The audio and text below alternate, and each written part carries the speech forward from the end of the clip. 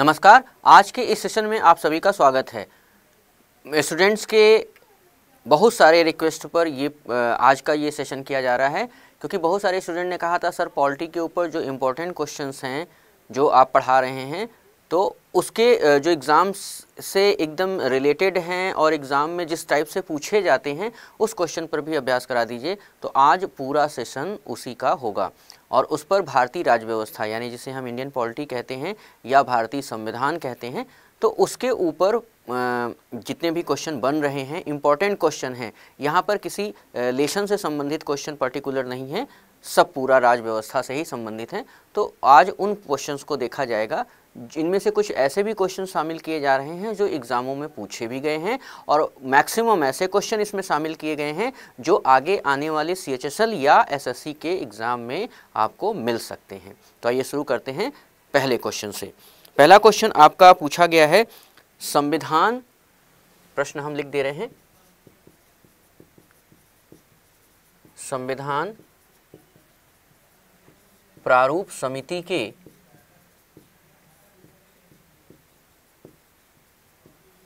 अध्यक्ष कौन थे? तो यहाँ पर हमें लग रहा है कि ऑप्शन देने की ज़रूरत नहीं है, क्योंकि जो पहला वीडियो हमारा देखा होगा वो इस प्रश्न का जवाब दे देगा। तो चलिए हम सीधे इस पे उत्तर की ही बात कर लेते हैं। यहाँ पर आपका जो उत्तर होगा वो होगा डॉक्टर भीमराव अंबेडकर।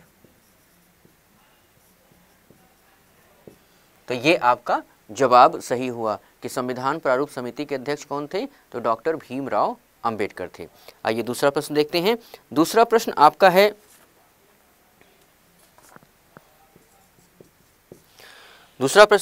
भारतीय संविधान के उद्देश्य को, भारतीय संविधान के उद्देश्य को कौन प्रतिबिंबित करता है? कौन प्रतिबिंबित करता है? इसका कहने का मतलब ये है जो प्रश्न पूछा जा रहा है उस प्रश्न में मेन जो आशय है वो ये है कि भारतीय संविधान का जो उद्देश्य है वह किस संविधान के जो पार्ट है, जो अभी हम ऑप्शन देंगे, उस किस ऑप्शन में झलकता है कि भारतीय संविधान का उद्देश्य उसमें निहित है। तो यहाँ पे जो पहला आपका ऑप्शन है वो है मूल अधिकार, दूसरा ऑप्शन है आपका संसद, तीसरा ऑप्शन है आपका राज्य के नीति निदेशक तत्व और चौथा ऑप्शन है आपका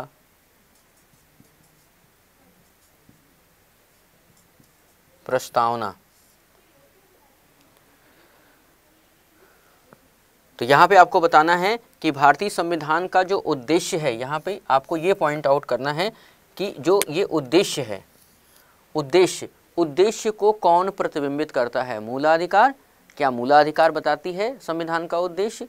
क्या संसद बताता है संविधान का उद्देश्य? या राज्य के नीति निदेशक DPSP बताते हैं इसके उद्देश्य? या प्रियम्बल यानी संविधान का जो प्रस्तावना है वो बताता है? तो यहाँ पर जो आपका सही आंसर होगा वो होगा आपका प्रस्तावना, प्रियम्बल। यानी भारतीय संविधान का जो प्रस्तावना है वह संविधान का उद्देश्य बता देता है कि संविधान आखिर चाहता क्या है, यानी भारतीय संविधान में कौन कौन सी बातें निहित हो सकती हैं। तो वह इसका जो प्रस्तावना है, प्रियम्बल है, वह इसकी व्यवस्था को बता देता है। तो यहाँ पर आपका जो सही आंसर होगा वो आंसर होगा प्रस्तावना। यहाँ पर आज किसी के भी प्रश्न का जवाब नहीं दिया जाएगा, आज केवल हम क्वेश्चनायर करेंगे और उत्तर भी हम स्वयं बताएंगे। तो इसमें आप एकदम निश्चिंत रहिए। क्वेश्चन देखिए, आपको आ रहा है तो आप ज़रूर उसको टाइप कर दीजिए, हमें पता चल जाएगा और हम आपको प्रश्न और उत्तर साथ ही साथ उसकी व्याख्या भी बताते चल रहे हैं।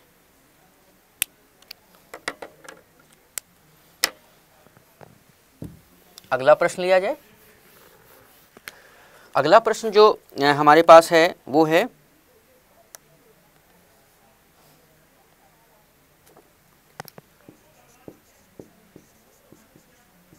भारत के संविधान की प्रस्तावना में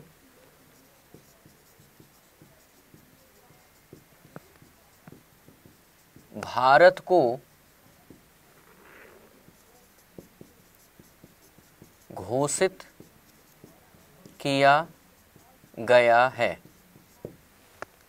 यहाँ पर आपको इस प्रश्न का जवाब देना है कि भारत के संविधान की प्रस्तावना में, जो भारत की संविधान की जो प्रस्तावना है उसमें भारत को क्या घोषित किया गया है।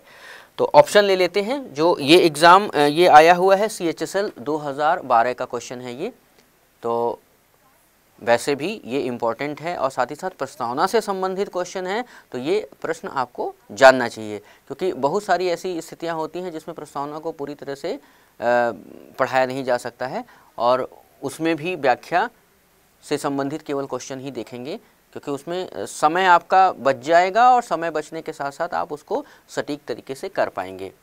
तो यहाँ पे जो उत्तर में ऑप्शन दिया है वो ऑप्शन दिया है आपका समाजवादी और लोकतांत्रिक गणराज्य। समाजवादी और लोकतांत्रिक गणराज्य। दूसरा आपका जो ऑप्शन है वो है उदारवादी और प्रभुता संपन्न राज्य। तीसरा ऑप्शन आपका है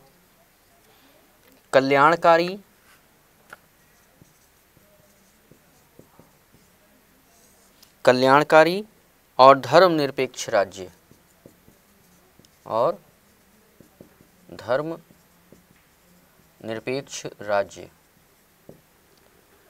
चौथा है संपूर्ण प्रभुत्व संपन्न समाजवादी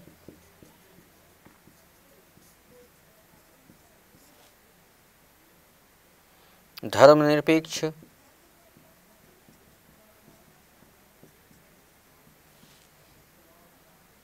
लोकतांत्रिक गणराज्य।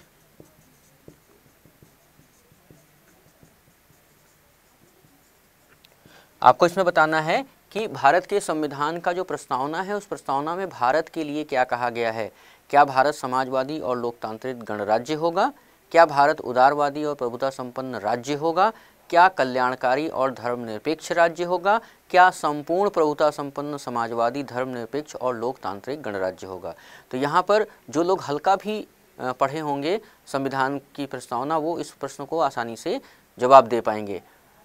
तो यहाँ पर जो आंसर है वो आंसर आपका यहाँ साफ साफ दिख रहा है, चौथा आंसर आपका सही है। ये आंसर आपका सही है। क्यों सही है? क्योंकि भारत के जो प्रस्तावना है उसमें समाजवादी धर्मनिरपेक्ष लोकतांत्रिक गणराज्य की बात की गई है भारत के लिए, कि भारत ऐसा राज्य होगा। तो यहाँ पर आप एकदम निश्चिंत होकर के चौथे ऑप्शन को टिक कर सकते हैं। चलिए अगला प्रश्न देख लेते हैं। प्रश्न है CHSL का, ये प्रश्न है CHSL 2010 में ये प्रश्न पूछा गया है। प्रश्न ये है, संविधान सभा के अध्यक्ष निम्न में से कौन थे। तो यहाँ पर आपको सीधा सा जवाब देना है कि संविधान सभा का अध्यक्ष कौन बनाया गया था। तो यहाँ पर उत्तर जो होगा आपका वो होगा डॉक्टर राजेंद्र प्रसाद। डॉक्टर राजेंद्र प्रसाद को संविधान सभा का अध्यक्ष बनाया गया था। इसमें ऑप्शन की ज़रूरत नहीं है, आपको सब पता है कि अध्यक्ष कौन थे, प्रारूप समिति के अध्यक्ष कौन थे, संविधान सभा के। तो यहाँ पर सीधा सीधा आपको एक चीज़ ध्यान रखना है कि संविधान सभा के अध्यक्ष डॉक्टर राजेंद्र प्रसाद थे।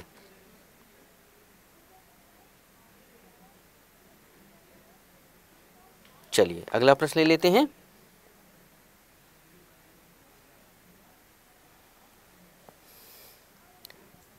निम्न से कौन सा विषय, निम्न में से कौन सा विषय संघ सूची का नहीं है? कौन सा विषय संघ सूची का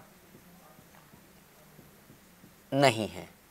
अब देखिए, संघ सूची, राज्य सूची और समवर्ती सूची में विषय होते हैं।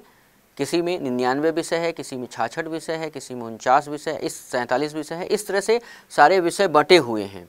संघ सूची में जो विषय हैं उस पर कानून बनाने का काम संसद का होता है। राज्य सूची में राज्यों को दिया जाता है, राज्यसभा के पास भी कुछ अधिकार होते हैं। और जो समवर्ती सूची होती है उसमें केंद्र और राज्य दोनों उस पर कानून बना सकते हैं। तो यहाँ पर आपको बताना है कि कौन सा, अब देखिए सारे विषय तो याद होंगे नहीं, तो उसमें जो क्वेश्चन ये हम दे रहे हैं ये काफ़ी बार बार से रिपीट, यही अकेला क्वेश्चन कर रहा है, लगभग 5 से 6 बार अब तक रिपीट हो चुका है। आगे आने वाले समय में हम आपको जो संघ सूची होगा, राज्य सूची होगा, समवर्ती सूची होगा, उस पे विषयों पर भी एक वीडियो बना देंगे। वो भी क्वेश्चनायर के रूप में बना देंगे कि किस तरीके से किस सूची में कौन कौन सा विषय शामिल किया गया है। तो आज हम लोग इसमें देख लेते हैं कि कौन सा विषय जो है वो संघ सूची का नहीं है। तो इसमें जो विषय दिया हुआ है वो है रक्षा, दूसरा है रेल, तीसरा है नागरिकता, और चौथा है जेल। इसमें जो केंद्र से संबंधित विषय हैं, जैसे जिस पर केंद्र, अगर केंद्र कानून बनाती है तो पूरे देश में वो एक साथ लागू होता है, तो वो हो गया आपका रक्षा, रेल और नागरिकता। इस पे अगर कानून बनाएगा केंद्र तो वो पूरे देश में लागू होगा। राज्य के पास इसके ऊपर कानून बनाने का अधिकार नहीं होता है। लेकिन जेल जो होता है हर राज्य में होता है, तो जेल पर कानून बनाने का अधिकार राज्य के पास है। तो ये अकेला जो आंसर है चौथा नंबर का, वही आपका संघ सूची में नहीं है। यानी अगर कोई प्रश्न आता है कि निम्नलिखित में से ये कौन सा विषय है जो संघ सूची का नहीं है, तो जेल जो है वो संघ सूची का विषय नहीं है, ये राज्य सूची का विषय है।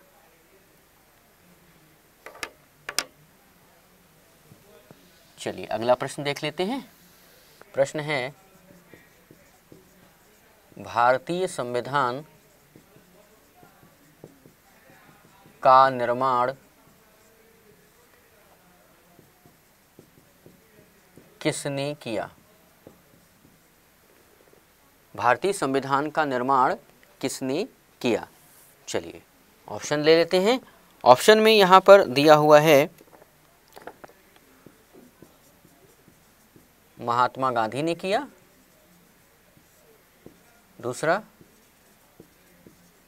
भीमराव अंबेडकर ने किया, तीसरा संविधान सभा ने किया, और चौथा मोतीलाल नेहरू ने किया। आपको बताना है कि संविधान का निर्माण किसके द्वारा किया गया। तो यहाँ पर महात्मा गांधी क्या ऑप्शन में हो सकते हैं, क्या भीमराव अंबेडकर हो सकते हैं, क्या मोतीलाल नेहरू हो सकते हैं? तो यहाँ पर आपको केवल संशय में डालने के लिए, कंफ्यूज करने के लिए इस टाइप का प्रश्न दिया गया है, और साथ ही साथ ऑप्शन भी दिया गया है। यहाँ पर महात्मा गांधी का संविधान से कहीं दूर दूर का नाता रिश्ता नहीं है, ना तो वो संविधान सभा में शामिल थे और ना ही वह प्रारूप समिति में शामिल थे, तो इनका नाम हटा दिया जाए। भीमराव अंबेडकर का जो संबंध है वो प्रारूप समिति, ड्राफ्टिंग कमेटी से है। संविधान निर्माण किसने किया? संविधान निर्माण में प्रारूप समिति का जो अध्यक्षता किया था वो भीमराव अंबेडकर ने किया था। निर्माण शब्द नहीं आता है, इसलिए इनका भी नाम हटा दिया जाए। फिर आता है संविधान सभा। तो प्रारूप समिति ने जो ड्राफ्टिंग करके दी थी उसके ऊपर बहस हुआ था संविधान सभा में। इसी तरह से ये आपको पता चलता है कि संविधान का निर्माण किसने किया था? संविधान सभा, कॉन्स्टिट्यूएंट असेंबली ने किया था। तो यहाँ पर जो आपका आंसर हो जाएगा वो हो जाएगा संविधान सभा। मोतीलाल नेहरू के विषय में जब बात करते हैं तो मोतीलाल नेहरू ये पहले व्यक्ति थे जिन्होंने संविधान बनाने के लिए अंग्रेज़ों को बोला था और अपना एक संविधान का एक छोटा सा प्रारूप बना करके अंग्रेज़ों को सौंपा था कि हम इस तरह से संविधान बनाना चाहते हैं, तो इसलिए ये भी इस पार्ट में नहीं होंगे। तो यहाँ पर भारतीय संविधान का निर्माण किसने किया, तो निर्माण का जो बात आता है तो भारतीय संविधान का निर्माण जो है वो संविधान सभा ने किया। अमूमन हमसे एक गलती हो जाएगी अगर हम ठीक ढंग से नहीं पढ़े रहेंगे, फटाक से किसको लगा देंगे, भीमराव अम्बेडकर को। तो किन्होंने संविधान का निर्माण किया था, जबकि भीमराव अम्बेडकर प्रारूप समिति के अध्यक्ष थे। प्रारूप समिति का काम केवल इतना था कि दुनिया भर के जितने भी संविधान थे उसको पढ़ने के बाद उसमें से अच्छी बातें निकाल करके संविधान के प्रारूप को व्यवस्थित किया जाए, और संविधान के प्रारूप को व्यवस्थित करने के बाद संविधान निर्मित करने के लिए संविधान सभा को सौंप दिया जाए। तो इस तरह से हम देखते हैं कि संविधान का निर्माण संविधान सभा के द्वारा किया गया था। आइए अगला प्रश्न देख लेते हैं। प्रश्न है, मोस्ट इम्पॉर्टेंट प्रश्न है, एसएससी सीजीएल में ये क्वेश्चन आया था 2012 में। तो 2012 का ये क्वेश्चन हम ले रहे हैं, और उसके बाद ये क्वेश्चन सीडीएस में भी आया था 2010 में। तो यानी दोनों जगह ये क्वेश्चन आ चुका है, और हो सकता है सीएचएसएल में ये क्वेश्चन आपका पूछा जाए। क्वेश्चन क्या था, संविधान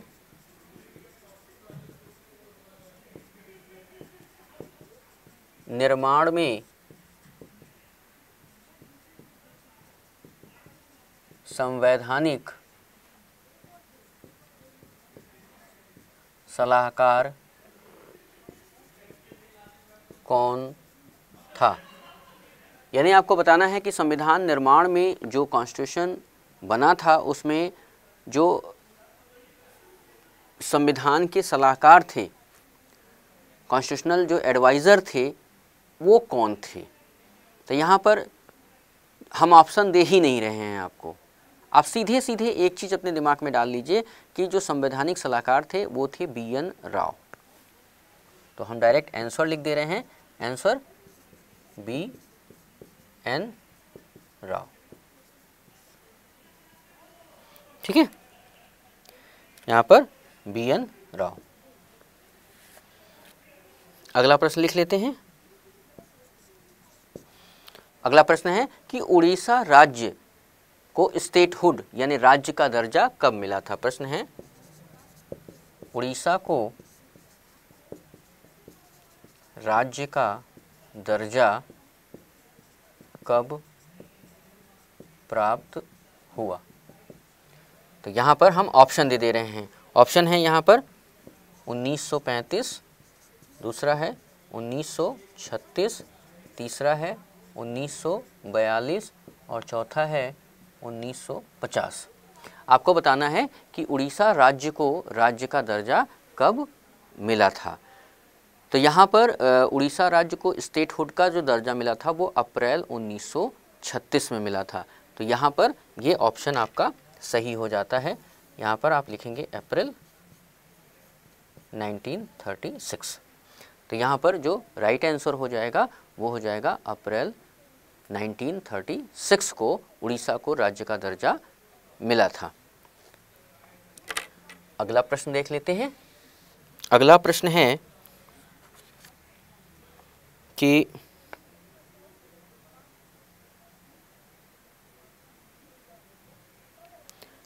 एक क्वेश्चन पूछा गया है कि कौन सा राज्य अपना संविधान रखने का अधिकार रखता है। तो यहाँ पर आपको एक प्रश्न बहुत ही इम्पोर्टेंट है और वो आपको CHSL 2013 में पूछा गया है कि निम्न में कौन सा राज्य है जो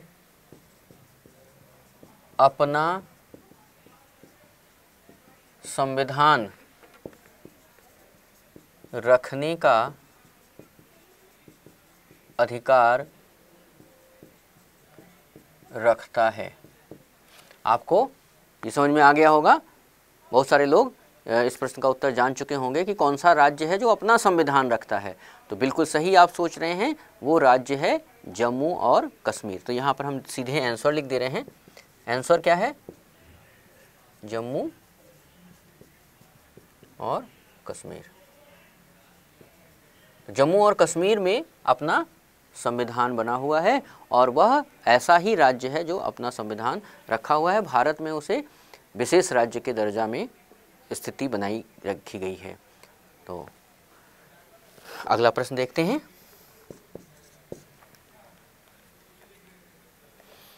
अगला प्रश्न है कि 1990 के बाद किस राज्य की स्थापना हुई है। प्रश्न है 1990 के बाद किस राज्य की स्थापना हुई है। तो यहाँ पे आपको हम कुछ राज्य दे रहे हैं और आपको बताना है कि 1990 के बाद वो कौन सा राज्य बना था। अब देखिए हम लोग किस समय हैं, 2018 में हैं और 2018 में हैं और प्रश्न बन रहा है 1990 का। तो ऐसे भी क्वेश्चन कुछ बनते हैं कि जो आपसे बिल्कुल दूर दूर तक कोई नाता रिश्ता ना हो और आपका वो ये सोच करके बनाते हैं कि अगर बच्चा काफ़ी दिनों से पढ़ता हुआ चला आ रहा है, उसको राज्य के विषय में बहुत रुचि है, हर राज्य का निर्माण वो देख रहा है और जो 29 राज्य हैं उसके बारे में वो अच्छी तरह से जानकारी रखता है, तो ये क्वेश्चन वो आसानी से कर लेगा और यही एक क्वेश्चन होगा जो उसे 5 लाख स्टूडेंट्स में आगे खड़ा कर देगा। तो राज्य की बात करें, कौन सा राज्य है जो 1990 के बाद बना। तो यहाँ पर जो हमारे पास ऑप्शन है वो ऑप्शन है गोवा, वो है नागालैंड, तमिलनाडु, नागालैंड, तमिलनाडु, सिक्किम और चौथा है आपका झारखंड।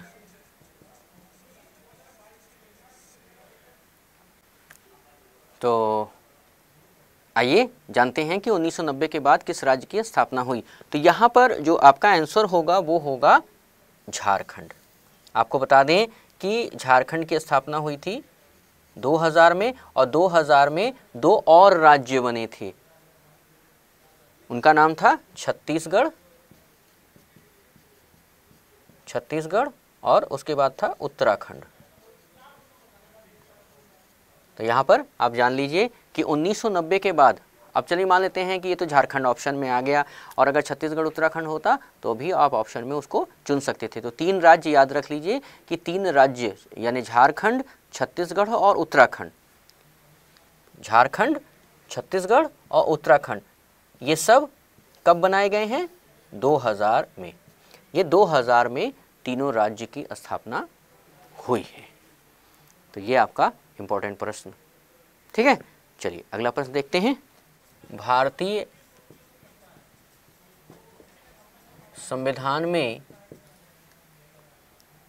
झंडा समिति का अध्यक्ष, झंडा समिति का अध्यक्ष किसे बनाया गया था, किसे बनाया गया। ये कह लीजिए मोस्ट अवेटेड क्वेश्चन होता है ये। इस टाइप के क्वेश्चन अक्सर हम लोग या तो किताबों में पाते नहीं हैं और या तो अगर पा जाते हैं तो ये जल्दी से ज़बान पे चढ़ नहीं पाता है कि भाई झंडा समिति का कौन कौन सा सर याद करें। तो इसीलिए ऐसे क्वेश्चन जो हाइपोथेटिकली हैं, जो बहुत बिल्कुल ऐसे टाइप के क्वेश्चन हैं जिसको कि जल्दी विद्यार्थी नहीं याद कर पाता है, उसे अवॉइड कर देता है। तो ये उनमें से एक क्वेश्चन है कि भारतीय संविधान में झंडा समिति का अध्यक्ष किससे बनाया गया था। तो यहाँ पर हम सीधे आंसर लिख दे रहे हैं, कोई ऑप्शन की ज़रूरत नहीं है। ऑप्शन हमेशा इरिटेट करता है, इसलिए इरिटेट करता है कि आप एक बार अपना माइंडसेट कर लीजिए कि झंडा समिति JB कृपलानी, बस बात खत्म। बाकी कोई ऑप्शन देता रहे यहाँ पर। वैसे हम ऑप्शन आपको पढ़ दे रहे हैं, ये क्वेश्चन सीडीएस का है, सीडीएस में पूछा गया था। हम ऑप्शन आपको पढ़ दे रहे हैं जैसा क्वेश्चन में है, BR अम्बेडकर, राजेंद्र प्रसाद, JB कृपलानी और जवाहरलाल नेहरू। तो यहाँ पर आपका राइट आंसर क्या होगा, JB कृपलानी। तो यहाँ पे हम प्रश्न का उत्तर ही डायरेक्ट लिख दे रहे हैं, JB कृपलानी, ठीक है। चलिए अगला प्रश्न।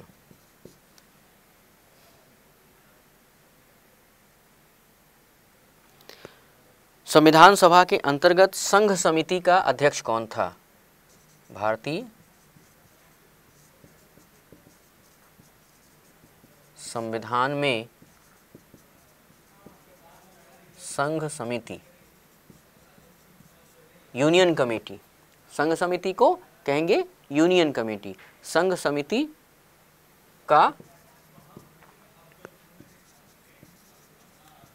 अध्यक्ष कौन था? ठीक है, तो यहाँ पर पहला ऑप्शन आपका जो मिल रहा है वो मिल रहा है सच्चिदानंद सिन्हा,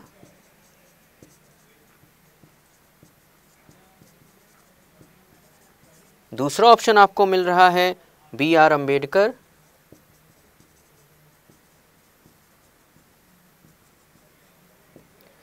तीसरा ऑप्शन आपको मिल रहा है राजेंद्र प्रसाद,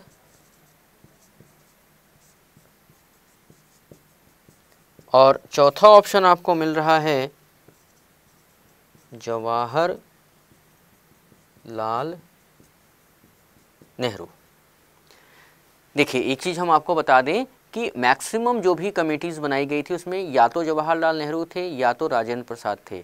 सच्चिदानंद सिन्हा और भीमराव अंबेडकर समितियों में नहीं थे, ये लोग हायर पोस्ट पे थे। जैसे सच्चिदानंद सिन्हा को सबसे पहले संविधान सभा का अध्यक्ष बनाया गया था, लेकिन उसके 2 दिन बाद बना दिया गया था डॉक्टर राजेंद्र प्रसाद को। और BR अम्बेडकर के बारे में सबको पता है कि संविधान के में प्रारूप समिति के ये अध्यक्ष यानी ड्राफ्टिंग कमेटी के चेयरपर्सन या चेयरमैन कह लीजिए। तो यहाँ पर ये है नहीं, ये है नहीं, ये है नहीं, तो बचे कौन? जवाहरलाल नेहरू। इसको कहते हैं एलिमिनेटिंग मेथड से क्वेश्चन सॉल्व करना। तो आप एलिमिनेटिंग मेथड तब इस्तेमाल कर सकते हैं जब बाकी ऑप्शंस के बारे में आपको पता हो कि ये लोग किन किन समिति या किन किन जो पद था, पोस्ट था, उससे संबंधित थे। तो अगर ये आपको पता होगा तो इस एलिमिनेटिंग मेथड से आप सही क्वेश्चन को पकड़ सकते हैं। जो बचेगा वही आपका लास्ट आंसर होगा। अगर आपको पूरी तरह से याद है, जैसे यहाँ पर झंडा समिति के बारे में अगर याद है तो आपको ऑप्शन में बस केवल ये पूछना है क्या कृपलानी का नाम है ऑप्शन में। अगर नहीं है तो इसका मतलब वो क्वेश्चन ही गलत बना है, फिर उसमें कोई नन ऑफ दीज का एक ऑप्शन होगा। अगर 4 ऑप्शन दिए हैं उसमें JB कृपलानी का नाम नहीं है तो नन ऑफ दीज ऑप्शन उसमें मिलना है। और अगर नन ऑफ दीज भी नहीं है तो वो प्रश्न ही बनाते समय कहीं कोई गड़बड़ी हुई है जिसमें ये ऑप्शन JB कृपलानी का छूट गया है। तो आप इस तरह से एकदम कॉन्फिडेंट रहिए कि हम जो कर रहे हैं वो एकदम सही है, माइनस मार्किंग का तो कोई सवाल ही नहीं उठता। और संविधान एक ऐसा पार्ट है, एक ऐसा सब्जेक्ट है जो भारतीय राज्य व्यवस्था है कि अगर आप उसमें थोड़ा सा भी कॉन्फिडेंट हो जाएं तो आपके 7 क्वेश्चन जो SSC लेवल पे आता है वो आपका सही हो जाएगा। CHSL में जो 8-10 क्वेश्चन आते हैं वो आपके सही हो जाएंगे। तो इसमें बिल्कुल घबराने की बात नहीं है। आप बस क्वेश्चंस को देखिए, क्वेश्चंस को देखने के बाद आप थ्योरी पढ़िए। तो इसीलिए हम 2 सेगमेंट लेकर के चल रहे हैं। एक सेगमेंट में हम आपको थ्योरी पढ़ा रहे हैं और दूसरे सेगमेंट में हम आपको क्वेश्चन आयर दे रहे हैं। तो इस तरह से आपका दोनों सेगमेंट कंप्लीट हो रहा है। फिर जो नया एग्ज़ाम आएगा उसमें भी हम यही करेंगे, सेगमेंट क्वेश्चन। तो आपका जो कंप्लीट तैयारी होगी वो इस माध्यम से हो जाएगी। आपको कहीं किसी भी कोचिंग को ज्वाइन करने की ज़रूरत नहीं है। तो यहाँ पर आप अगला प्रश्न लिख लेते हैं। चलिए अगला प्रश्न लेते हैं। अगला प्रश्न मोस्ट इम्पॉर्टेंट प्रश्न है जो बीएड में भी पूछा गया है, एसएससी में भी पूछा गया है, CHSL में भी पूछा है प्रश्न कि निम्नलिखित में से किस अधिकार को डॉक्टर भीमराव अंबेडकर ने संविधान का हृदय और आत्मा कहा है। सब लोगों को ये मालूम है, लेकिन फिर भी प्रश्न तो प्रश्न है, वो इम्पोर्टेंट की श्रेणी में है ही, तो लिखना तो जरूर पड़ेगा कि भारतीय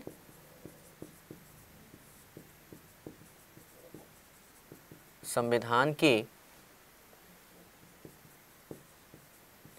किस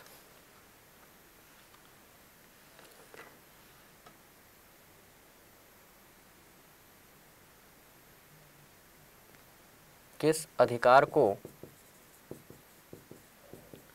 को भीमराव अंबेडकर ने संविधान की आत्मा हृदय और आत्मा है, इसमें संविधान की हृदय और आत्मा कहा है।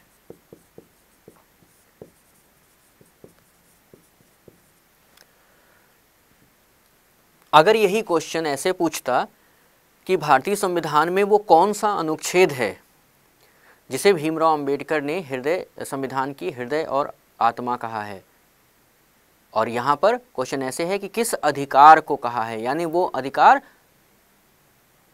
भारतीय संविधान में अधिकारों की जब बात आती है तो 12 से 35 तक या 14 से 32 तक ये सारे अधिकार वर्णित हैं। तो यहाँ पे अधिकार जो हैं वो आपका हो गया, सीधे हम उत्तर लिख देते हैं, संवैधानिक उपचारों का अधिकार।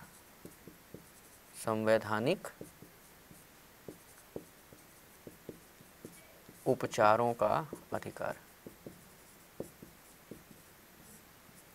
ठीक है। किसमें है ये?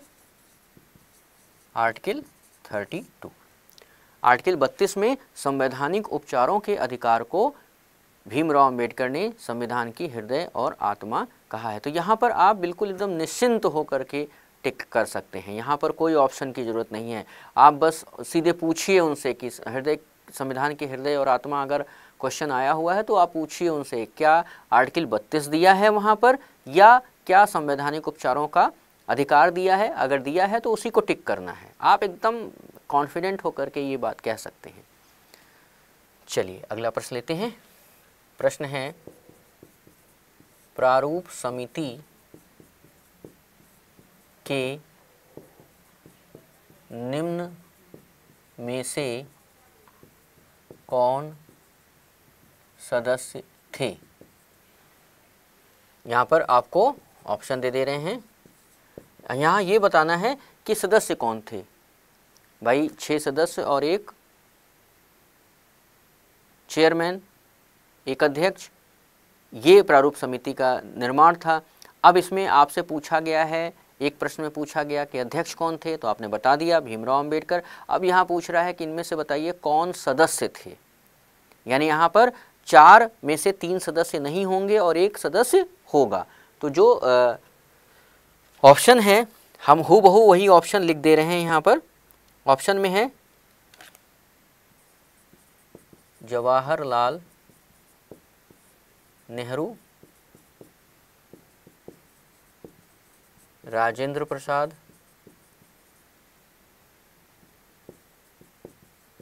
मोतीलाल और A.K. अय्यर।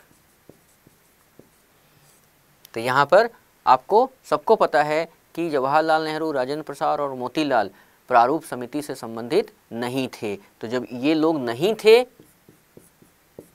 तो इसका मतलब कौन था? A.K. अय्यर। यहाँ पर इस तरह के क्वेश्चंस आपसे पूछे जाते हैं जिसमें देखने में तो बहुत भारी प्रश्न लगता है। अरे यार हम समिति के बारे में तो पढ़े हैं लेकिन अध्यक्ष के बारे में पढ़े थे, सदस्य उसमें थे, नाम हमको याद ही नहीं आ रहा है, अब क्या करें? तो आपको कोई भी डरने की बात नहीं है। आप ये सोचिए कि 3 ऑप्शन वो कौन से हैं जिन्हें हमें काटना है। तो वो 3 ऑप्शन अगर डिलीट हो जाते हैं तो चौथा ऑप्शन अपने आप उभर के सामने आ जाएगा। तो 3 ऑप्शन आपके कट गए, चौथा ऑप्शन आपके सामने आ गया, A.K. अय्यर। अब इसमें कौन कौन सदस्य थे बाकी लोग, इसकी चर्चा हम वीडियो नंबर 1 में जब हम संविधान के बारोइंग फीचर्स को पढ़ा रहे थे तो आप जाकर के उसमें देख लीजिएगा। बारोइंग फीचर्स में हमने सब कुछ वहाँ पे बताया है शुरुआती में कि कौन कौन लोग थे, कौन कौन नहीं थे। आइए अगला प्रश्न ले लेते हैं। अगला प्रश्न है, राष्ट्रीय प्रतीक को आधिकारिक रूप से कब मान्यता मिली? प्रश्न क्या है? राष्ट्रीय प्रतीक को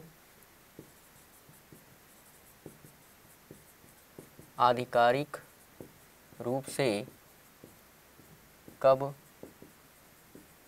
मान्यता मिली? यहाँ पर ऑप्शन दिया है, ऑप्शन है 26 नवंबर 1949, दूसरा है 24 नवंबर 1950, तीसरा है 26 जनवरी 1950 और नेक्स्ट है चौथा है 22 जुलाई 1947। यहाँ पे प्रश्न है राष्ट्रीय प्रतीक को आधिकारिक रूप से कब मान्यता मिली। तो जितने भी प्रतीक से संबंधित चीज़ें हैं वो आपको आधिकारिक रूप से मान्यता मिली थी 26 जनवरी 1950 को। तो यहाँ पर आप बिना कुछ दिमाग लगाए आप जवाब दे सकते हैं कि 26 जनवरी 1950 को राष्ट्रीय प्रतीक जो था उसे मान्यता दी गई थी। तो अगला प्रश्न देखते हैं। राष्ट्रीय प्रतीक से ये भी है, राष्ट्रीय प्रतीक कहते किसको हैं? आप सबको मालूम होगा, जो हमारा अशोक चिन्ह है वो हमारा राष्ट्रीय प्रतीक है। तो अब यहाँ पे एक प्रश्न आया कि राष्ट्रीय प्रतीक को मान्यता कब मिली। अब यहाँ पे दूसरा प्रश्न अगर बन जाता है कि राष्ट्रीय प्रतीक कहाँ से लिया गया है, तो यही अब प्रश्न बनने जा रहा है, राष्ट्रीय प्रतीक कहाँ से लिया गया है। CHSL का ये बहुत ही पेट कह लीजिए या बहुत ही विश्वास वाला प्रश्न आता है। इस तरह के क्वेश्चन CHSL में खूब पूछे जाते हैं।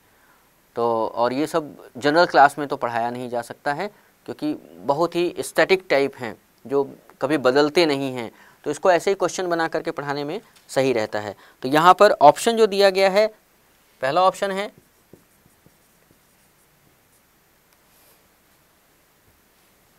सारनाथ के अशोक स्तंभ से, दूसरा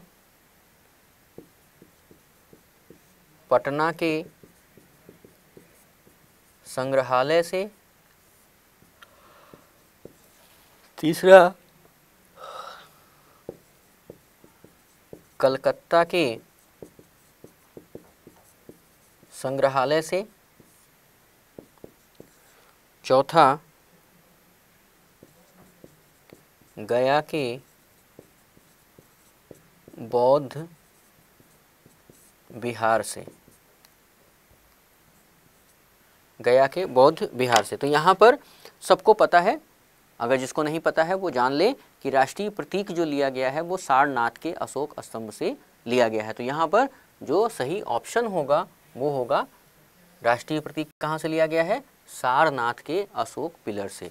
तो सारनाथ के अशोक पिलर से शेर, जो 4 शेर हैं वो हैं, और शेर के नीचे का जो है पार्ट, जो चौड़ा वाला भाग है जिसमें अशोक चक्र बना हुआ है, वो पार्ट लिया गया है। नीचे जो उल्टा कमल है उसे छोड़ दिया गया है। तो कमल से उल्टा कमल जो बनाया गया है उसके ऊपर वाला पूरा भाग ले लिया गया है।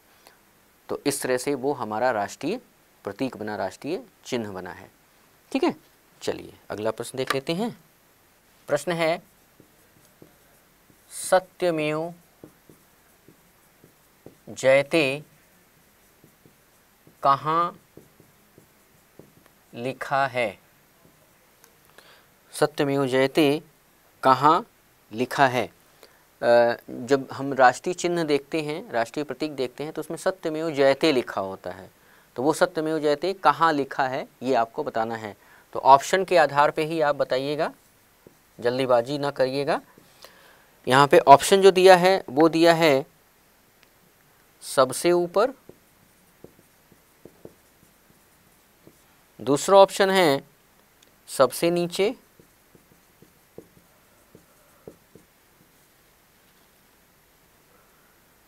तीसरा ऑप्शन है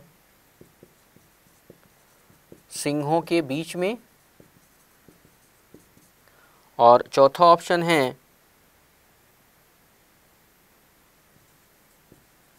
धर्म चक्र के ऊपर।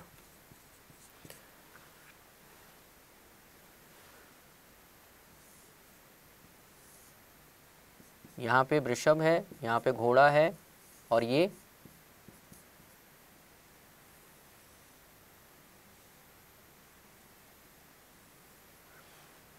ऐसे कुछ राष्ट्रीय चिन्ह बना हुआ है। तो यहाँ पे जो सत्यमेव जयते लिखा हुआ है वह सबसे नीचे लिखा हुआ है, इस वाले पोजीशन पे लिखा हुआ है सबसे नीचे। तो यहाँ पर जो ऑप्शन होगा वो होगा सबसे नीचे, सत्यमेव जयते सबसे नीचे लिखा हुआ है। तो ये राष्ट्रीय प्रतीक में सत्यमेव जयते जो है वो सबसे नीचे लिखा हुआ है। अगला प्रश्न है आपका सत्यमेव जयते के ही ऊपर है। सत्यमेव जयते कहाँ से लिया गया है? तो पहला ऑप्शन हो गया आपका कि महाभारत से, दूसरा ऑप्शन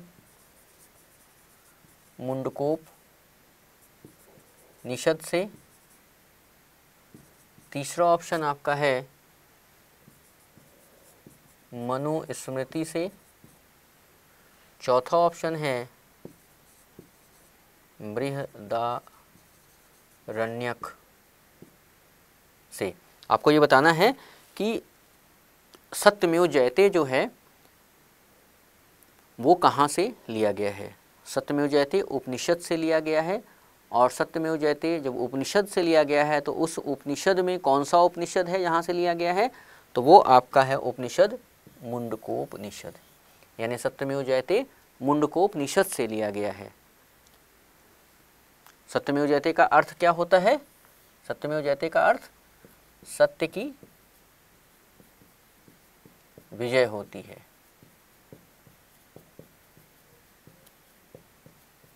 यहाँ पे सत्य की विजय होती है।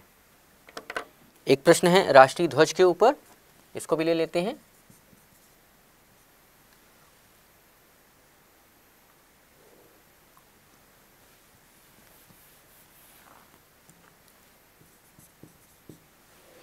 प्रश्न है संविधान सभा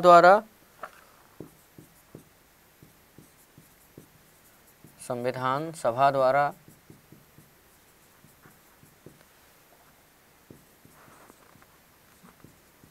राष्ट्रीय ध्वज को कब मान्यता मिली? पहला ऑप्शन 22 जुलाई 1947, दूसरा ऑप्शन 15 अगस्त 1947, तीसरा ऑप्शन 26 जनवरी 1950 और चौथा ऑप्शन 29 नवंबर 1949। यहाँ पे आपको ये बताना है कि संविधान सभा द्वारा राष्ट्रीय ध्वज को कब मान्यता दी गई थी। तो संविधान सभा ने राष्ट्रीय ध्वज को मान्यता, अब इसका कैसे निकालेंगे भाई? 29 नवंबर 1949 ये है ही नहीं। 26 जनवरी 1950 को केवल राष्ट्रीय प्रतीक को मान्यता दी गई थी, तो ये है नहीं। 15 अगस्त 1947 को देश आज़ाद हुआ था, ये है नहीं। तो बचा कौन? 22 जुलाई 1947। तो संविधान सभा द्वारा राष्ट्रीय ध्वज को 22 जुलाई 1947 को मान्यता दी गई थी। तो ये आप ध्यान में रख सकते हैं। चलिए अगला प्रश्न देखते हैं। ये सारे प्रश्न जो आपसे पूछे जा रहे हैं ये CHSL के लिए बहुत ज़्यादा इम्पॉर्टेंट हैं, और आने वाले जितने भी एग्ज़ाम हैं, चाहे वो MP से व्यापम के संबंधित एग्ज़ाम हो, चाहे वो महाराष्ट्र से संबंधित एग्ज़ाम हो, मतलब वो भारत के अंदर किसी भी राज्य से संबंधित कोई भी एग्ज़ाम हो जो राज्य स्तर का एग्ज़ाम होता है, उन सब में इस तरह के प्रश्न पूछे जाते हैं। हाँ, लैंग्वेज अलग हो सकते हैं, लेकिन जो प्रश्न बनेंगे, अगर संविधान से प्रश्न बन रहा है तो इसी टाइप का प्रश्न बनेगा, और ऐसे ही इधर से उधर ऑप्शन दे करके या ऑप्शन चेंज करके या फिर प्रश्न को थोड़ा सा टिपिकल कर देते हैं, स्टेटमेंट वाइज बना करके, लेकिन देंगे आपको यही सब प्रश्न, इन्हीं सब पे आधारित प्रश्न रहेगा। बस ये हो सकता है कि जो हमने बताया है कि स्टेटमेंट वाइज बना सकते हैं, या फिर ऑप्शन चेंज कर सकते हैं, या फिर ऑप्शन में एक जैसा ही सारा ऑप्शन दे सकते हैं ताकि आप भ्रमित हो जाएं और इस प्रश्न को गलती कर दें। तो यहाँ पर एकदम से कॉन्फिडेंट आपको रहना है कि जो प्रश्न हम कर रहे हैं वो एकदम से सही है। अब झंडे की बात कर रहे हैं तो झंडे में कलर के ऊपर भी एक प्रश्न पूछा गया है कलर के ऊपर कि ऊपर से नीचे की ओर जो कलर का सीक्वेंस है वो क्या है। प्रश्न है भारतीय ध्वज में ऊपर से नीचे कौन सा रंग होता है। तो यहाँ पर ऑप्शन दे रहा है, ऊपर से ऑप्शन दे रहा है आपको सफ़ेद, हरा, केसरिया। दूसरा ऑप्शन आपको दे रहा है हरा, सफ़ेद, केसरिया। तीसरा ऑप्शन है केसरिया, हरा, सफ़ेद। चौथा ऑप्शन है केसरिया, सफ़ेद और हरा। अब यहाँ पर झंडा देखे होंगे तो ऑप्शन तुरंत याद आ जाएगा। अगर मान लेते हैं बिल्कुल भी आप झंडा देखे ही नहीं हैं और झंडा देखे में तो भी ध्यान नहीं आ रहा है कौन सा रंग है, तो सस्य श्यामला का जो सूत्र है वो ध्यान रखिए कि हमेशा जो झंडे में व्यवस्था है वो हरियाली से है, तो हरा नीचे है, और जब पूरा हरा भरा सारा चीज़ होता है तो उसमें फिर आदमी कुछ सोचता नहीं है, एकदम निश्चिंत रहता है। तो निश्चिंतता जो है वो सफ़ेद का प्रतीक है, शांति का प्रतीक है, शांति रहती है। और फिर ऊपर केसरिया, तो यहाँ पर जो आपको ऑप्शन है केसरिया, सफ़ेद और हरा, केसरिया, सफ़ेद और हरा का जो ऑप्शन है वो सही है। ऊपर केसरिया होता है, बीच में सफ़ेद होता है और नीचे हरा होता है। यानी अगर हम झंडे को इस तरह से देखें तो ये हो गया सफ़ेद, ये हो गया सफ़ेद, ये केसरिया और ये हो गया हरा। तो ये झंडे का आपका रंग होता है। चलिए अगला प्रश्न लेते हैं कि राष्ट्रीय ध्वज में लंबाई और चौड़ाई का क्या अनुपात है। ये क्वेश्चन आपका पूछा गया है। राष्ट्रीय ध्वज में लंबाई और चौड़ाई का अनुपात। यहाँ पर ऑप्शन है 3:2, दूसरा ऑप्शन है 2:3, तीसरा ऑप्शन है 3:3, चौथा ऑप्शन है 2:2। तो यहाँ पर जो हमारा लंबाई और चौड़ाई है वो ऐसे होता है 3:2। ये 3 होता है, ये 2 होता है।